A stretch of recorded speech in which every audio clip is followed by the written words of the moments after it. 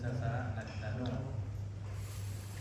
Hindi, sabi ng Jibril, malaikat na yun, yung lalaki, akbir ni an amaratiha. Sabi niya, balitaan mo kami sa sign ng kanyang kalapit.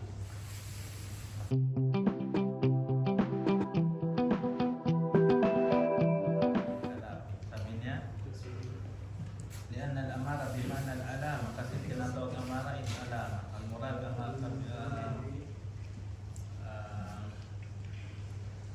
tapos dito, sabi niya yung asyratus sa'a, yung mga kasi ngayon nagtanong na ang lalaki tungkol sa sign ng day of judgment.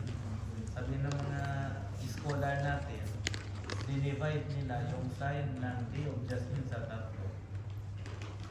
Asyratun madakwantahat, mga sign na tapos na. It means nakita na at saka tapos na. Yung pangalawa, yung sign paulit-ulit. Anong sign paulit-ulit? Sign ng day of judgment pero paulit-ulit natin nakikita. Yung gera. Yung gera, nagre-repeat. Ha? Nag-green ng Saudi. Gera ng Saudi? Nag-green ng Abrin. Nag-green ng Saudi. Hindi yun, hindi. Yung earthquake. Earthquake, isa sa mga So, mga yun? Bagyo. O kasan, yung mga dadami, yung mga pawahis, mga maling gawain. Parang dati nakatago, ngayon nakalantad. Nakalantad na. Yun sa pangalawa. Yung pangatlo is yung mga sign na malaki, mga parang malaking sign ng day of judgment na paparating. So ano yun? Yung 10. Ano yung mga 10 na Dito yun? na baliktad na yung sinag ng araw. Oo, yun. Isa. Na si Isa na wala sa Lawa. Balik na. Araw. Na si Isang Dajjal. linggo, isang buwan para isang linggo lang. Yan tapos na Si Dajjal na. Si Dajjal. yan ang sign na tapos. O si mga Dajjal, o yun. Mga sign na yan. Tapos hirap. Budget, yung maraming buko. Yakjud, check. Oo. Yajud or Majud. Yung Dukhan. Mahuli na yun. Lalabas yun dyan sa... Yung yung eclipse. Yung nanay na Eclipse sa west, sa east at saka sa Jaziratul Arab, sa mga Middle East. May mga eclipse. Yan ang mga, kapag lalabas na to, it means malapit na talaga.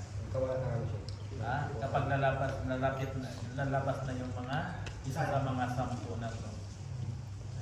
Lalabas na sa... So, yung pinakalas na lalabas is Dukhan? Maglawakan. Dukhan?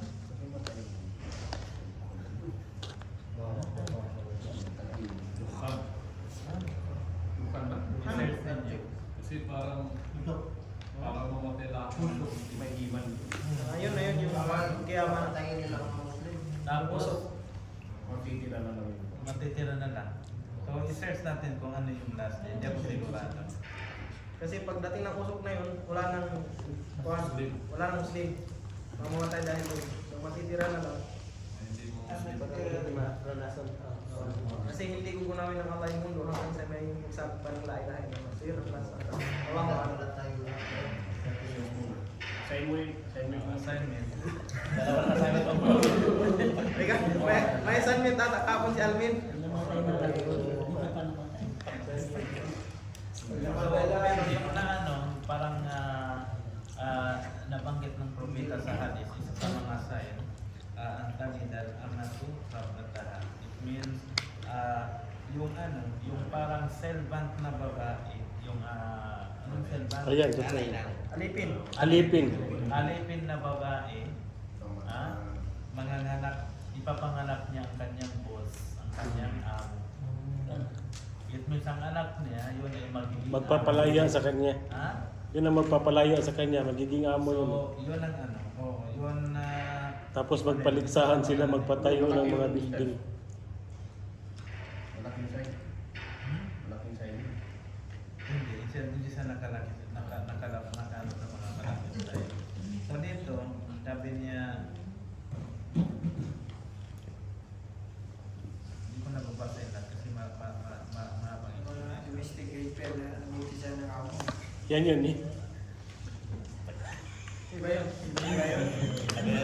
Let's buy it. Nasali yun sa kuwan. Ito ba? Masasamang gawain.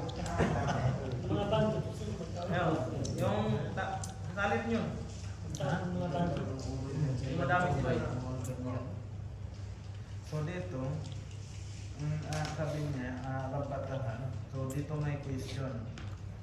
Yung anong ibig sabihin ng amo na yun? Amo niya or amo ng ibang tao? So isa sa mga sign, manganganak ang alipin na babae na magiging amo. Amo niya or amo ng iba sa kanya. So diyan parang argument sa mga ulaman, mga scholar. Sabi ng iba, yung anak na to magiging amo niya at amo ng kanyang ng ibang tao. So ngayon marami tayong amo. So kung may isang may isang alipin na babae ng anak tapos nagiging amo niya at saka ang pinaka-ituwa or amo.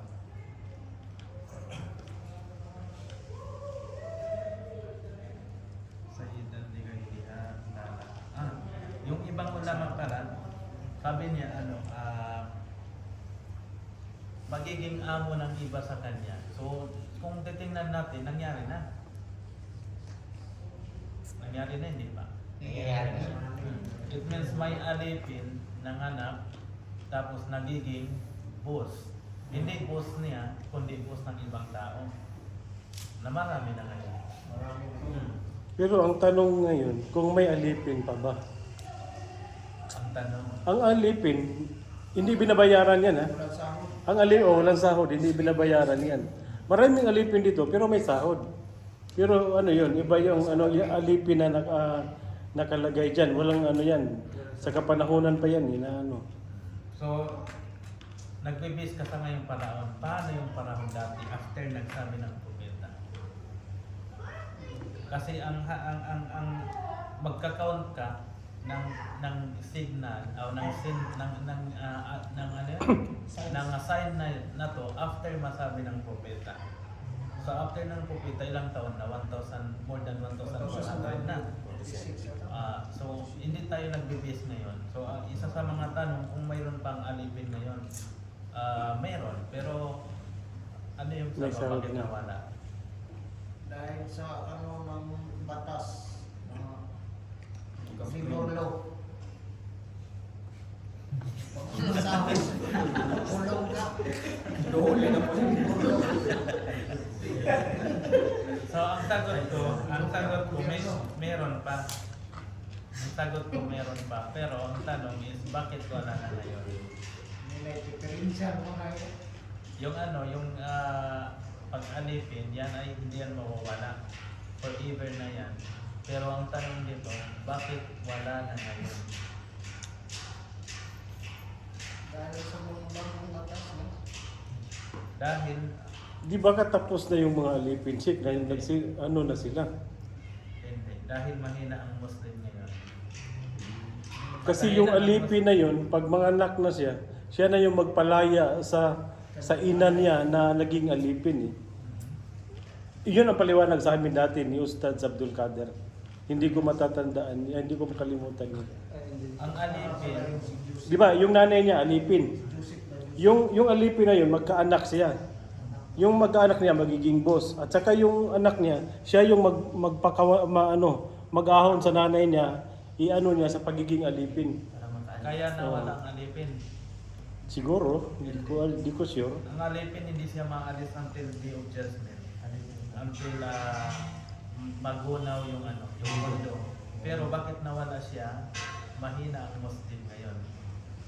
Kung malakas ang Muslim ngayon, hindi mawawala ang sinasabi na alipin. Hindi yan mawawala. So, isa sa mga dahilan is mahina ang Muslim. So, makikita ninyo na kung mahina tayo ngayon. Marami tayo, pero mahina tayo.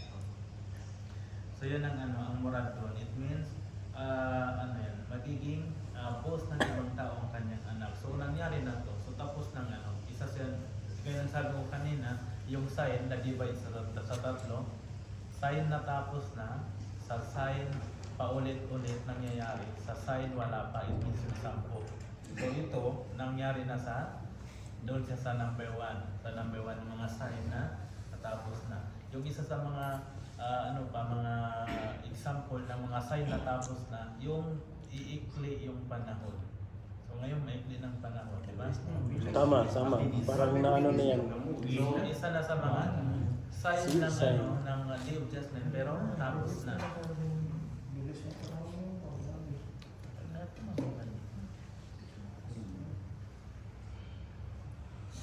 So hindi na ako magpahaba. So sabi niya, yun pangalawa.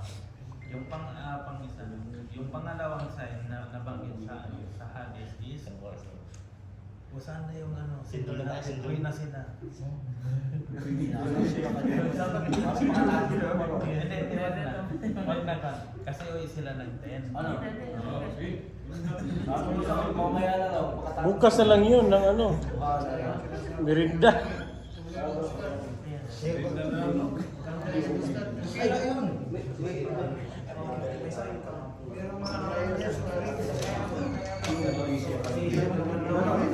Ako natin nakita ng oras.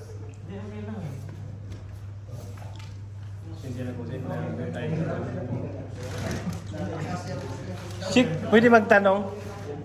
Yung yung sabi mo kanina, yung parang magsasala ka, tapos parang kausap mo na yung parang nakikita mo na siya. Walang doon, walang bid'a doon. Wala. Pero hindi mo sabihin na pag nakita mo mukha niya. Hindi. Parang nakikita mo siya. Hindi ibig sabihin na nakikita mo na Kasi dati sa totoo lang, pag magduduwa,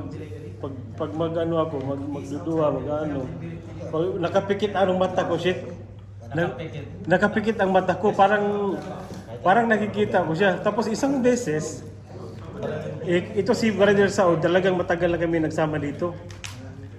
Nabanggit niya yan sa akin na sa atin nga, bawal nga magpikit dahil parang makabid'a ka dahil nga parang makahugis ng malagay doon. Kaya mula ngayon, pag magsasala ako, ako, hindi na ako nakapikit, dilat na yung mata ko lagi.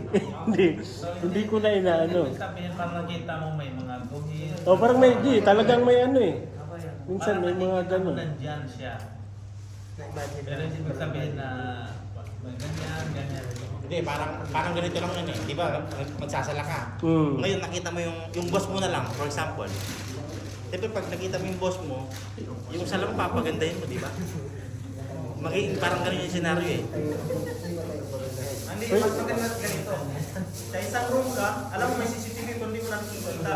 Alam mo may CCTV. So anong gagawin mo? So maganda yung pagsala mo. Nakapokus ka. Kasi alam mo may CCTV. Ganon yung sabi niya, simbahin parang nakikita mo.